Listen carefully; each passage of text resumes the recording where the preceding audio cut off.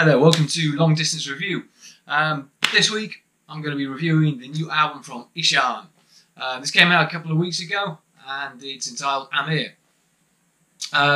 Just for a quick caveat at the start, it is pronounced Ihsahn.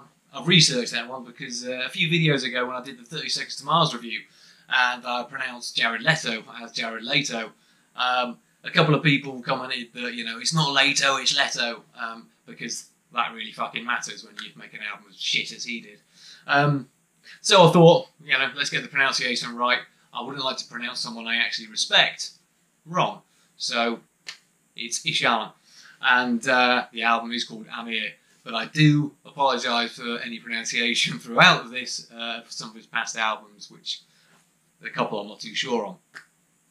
Anyway, on with the show. Like I said, this came out a few weeks ago, and the reason being that it's taken me a while to get the review out. There was a few albums out at the same time, Parkway Drive and Frank Turner, that I did reviews of recently, and I felt that this album actually deserved a lot more of a listen than maybe some of the others. And it's so I've lived with it for a couple of weeks really, and I thought, well, I'll get the review up now.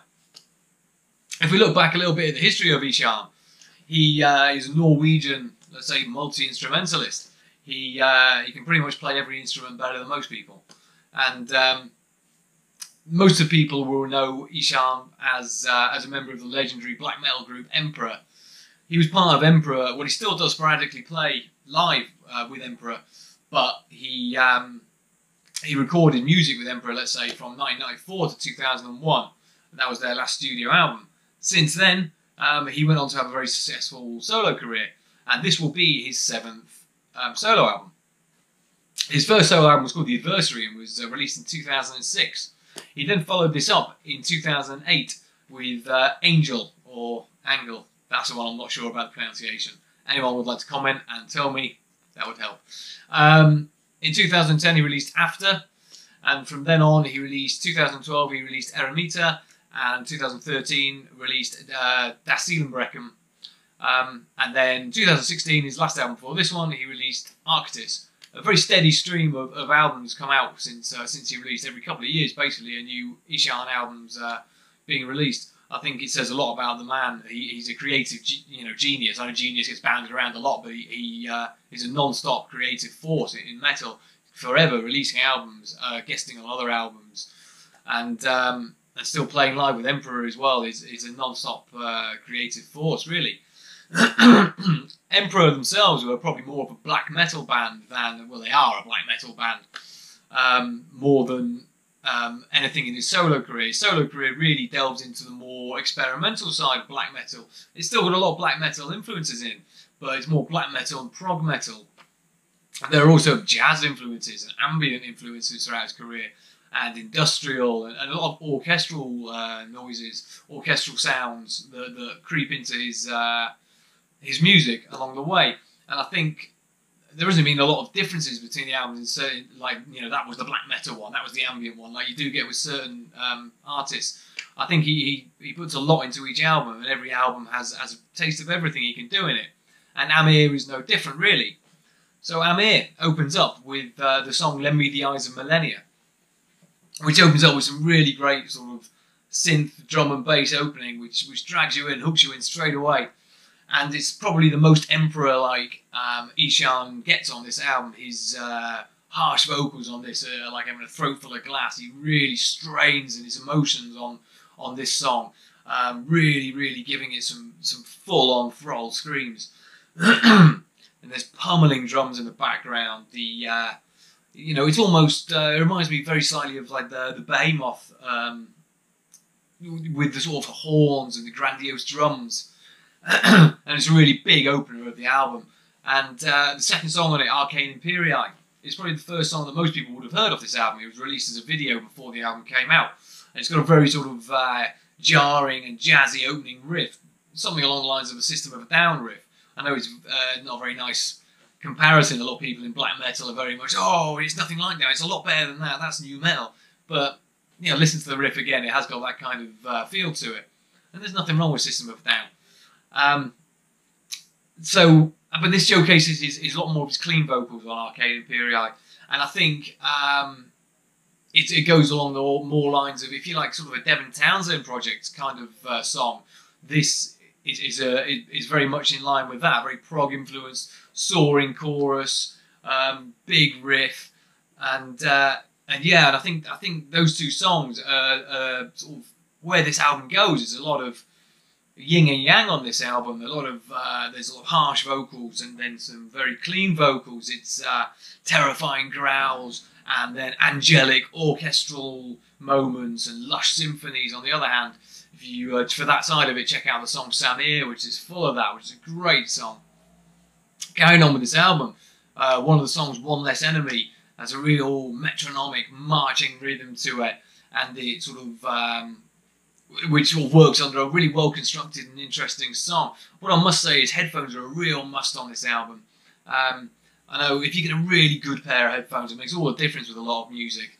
And this is an album that's a must for headphones. The drums sometimes swirl around you, synths are in one side and the drums works in the other, and they work around your head, and it's a fantastic listening experience. And yeah, I think this. I remember reading in the research to this album, actually, Ihsahn himself said that he's been influenced a lot by horror movies, in a way. Horror movie soundtracks, I mean. And you can certainly see that on a lot of the songs. Listen on One Less Enemy. There's a real sort of ghostly synth work going on in the background, and it's really great. I love my horror movies, and I love the horror movie soundtracks, so this is right up my street on that kind of thing. One thing I will say on this album is the synth work has certainly been upped compared to all his other albums, and you know, I guess at the moment 80s synths are the flavour of the month. You look at bands like Carpenter Brute and Perturbator, they are the new thing, the big thing. The synth wave is the new thing. And I'm certainly not saying Ihsahn has gone, oh, that's that bandwagon I'd like to get on, because he's not that kind of person at all. I'd never put him in that. But there's certainly an element of him being influenced by that noise and that sound on this album.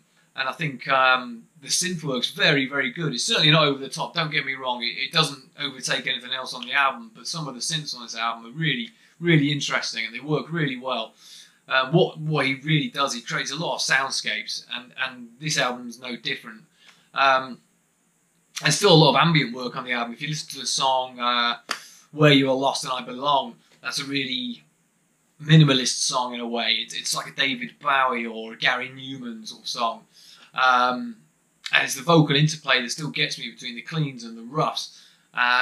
You go on to a song like In the Rites of Passage, has this industrial opening like a Mortis album or a Marilyn Manson start to it. Again, I'm just trying to put it out there. The start of that song does have a little industrial sound to it, but it then descends into this really proggy number. But it's his vocals on that song which really are the highlight on the album for me. Not just that song, but that's what really went, oh, bloody hell, look what he can do. And his clean vocals throughout his career have been getting better and better and better. And on this album, they're astonishing. His soaring, clean vocals, especially on that song, In the Rites of Passage. Check that out. That's a brilliant song. And I think on the whole, this album has a bit of everything. If you like any of his previous albums, there will be something on this album that you will like. It has a bit of everything. You've got a bit of black metal on, on the Eyes of Millennia and the last song, Wake. That's really black metal influence. But there's prog all over this album. There's jazz all over this album. There's ambience. There's 80s synth. There's big riffs. There's soaring melodies. But it's an incredibly rewarding listen, this album. I've lived with it for a few weeks and I get more and more out of it every time I listen to it. I really do like this album. I think it's a great album. And it's certainly an album I'm going to keep coming back to over and over again. Is it the best Ihsahn solo album? I don't know. I've got a big love for After. I think that's a great album. But this is certainly, Arctis was a real return to form for me after maybe a bit of a drop-off. And I think this continues that trend. This is a really, really good album, a really solid Ihsahn album. And also, I think if you've never listened to Ihsahn before and you're interested in that kind of thing, and you think, I best check out Ihsahn. I keep hearing about him. I hear he's this legendary, vocalist, this legendary musician. This will be an album that I think is probably more immediate than other albums. Although I say I've lived with it for a long time, I think there are songs on here that you can get straight away. Arcane Imperii is a good example of that. Go check that song out if you're interested in him in any way. And if you think, oh, that's kind of my thing, have a listen to the album, because I think it's got a lot for everything on there. So yeah, that's it. Go check it out. Ihsahn, I'm here. I'm not sure when my next review is going to be coming up. I've got a bit of a break coming up in my life, in the fact that I'm going to be on holiday, and then I'm at a download festival as well. And so I'm not really too sure when I'm going to get anything reviewed. I'm going to hopefully try and get something up before I go to Download Festival. There's the Jonathan Davis album coming out, which I think will be a really interesting look at, because I think it's going to be a really divisive album.